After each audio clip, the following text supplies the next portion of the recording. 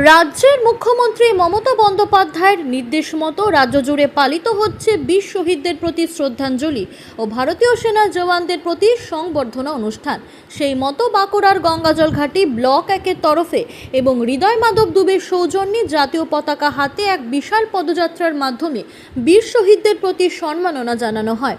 রবিবার বিকেলে পদযাত্রাটি শুরু হয় গঙ্গাজল ঘাটির নামো আটচলা থেকে এবং শেষ হয় গঙ্গাজল ঘাটি থানা গোড়ায়।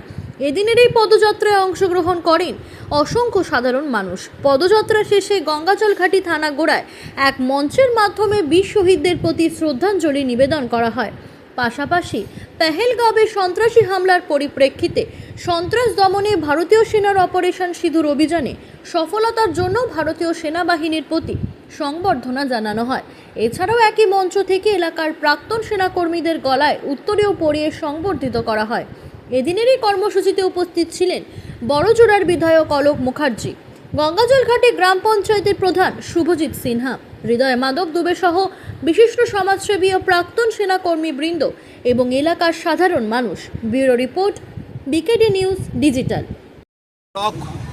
ব্লকের পক্ষ থেকে আমরা বেশ কিছু সাধারণ মানুষ আমাদের এমএলএ সাহেবকে ডেকে, পঞ্চায়েত সমিতির সভাপতিকে ডেকে আমরা একত্রিত হয়ে পড়ে আমাদের যে এই কিছুদিন আগে যেটা পুরগ্রামে আমাদের যে বিভিন্ন মানুষকে মারা হলে উগ্রপন্থীরা মারলেন, তার পরিপ্রেক্ষিতে ভারতীয় সেনারা যেভাবে পাকিস্তানে মিসাইল হামলার মাধ্যমে পাকিস্তানের উগ্রপন্থী সেন্টারগুলোকে ভেঙে চুরমার করে দিয়েছিলেন এবং সেই পরিপ্রেক্ষিতে ছোট একটা যুদ্ধের পরিবেশ তৈরি হয়েছিল এবং ভারতীয় সৈন্যবাহিনীর সেনারা সেই যুদ্ধে খুব ভালো সফলতা পেয়েছেন এবং পাকিস্তানকে একদম মাথা নত করে ভারতবর্ষের কাছে স্যারেন্ডার করতে বাধ্য করেছে।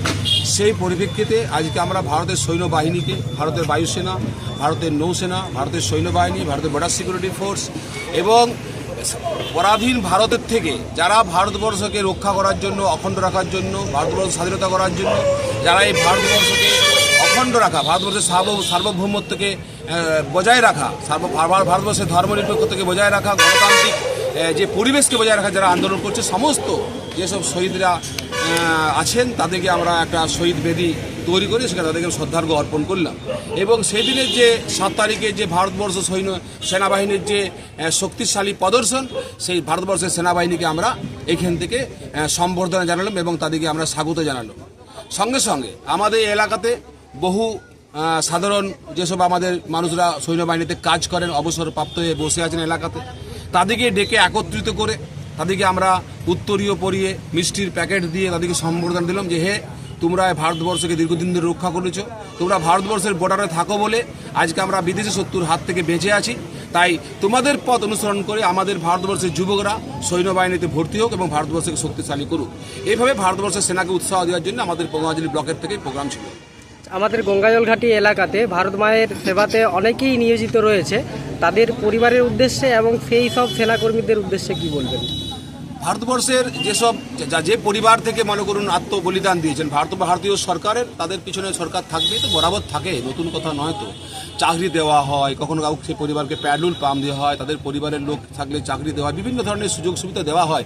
যেসব ভারতীয় সৈনিকরা যুদ্ধে প্রাণ দেন তাদের পিছনে সরকার থাকে। সে ভারতবর্ষের 1947 সালের পর থেকে যে সরকার আছে সেই সরকাররাই থাকে এবং সঙ্গে সঙ্গে আমাদের পশ্চিমবাংলার মানবিক মুখ্যমন্ত্রী মমতা বন্দ্যোপাধ্যায় সঙ্গে তো সবার সাথে তিনি থাকেন। আপনি কি আপনার ব্যবসা বা প্রতিষ্ঠানের প্রসার বাড়াতে চান? আপনি কি চান নিজের ব্যবসা বা প্রতিষ্ঠানকে সকলের চেয়ে এগিয়ে রাখতে? তাহলে আর চিন্তা কিসের? বিজ্ঞাপন দিতে আজই যোগাযোগ করুন 8345055873 এই নাম্বারে।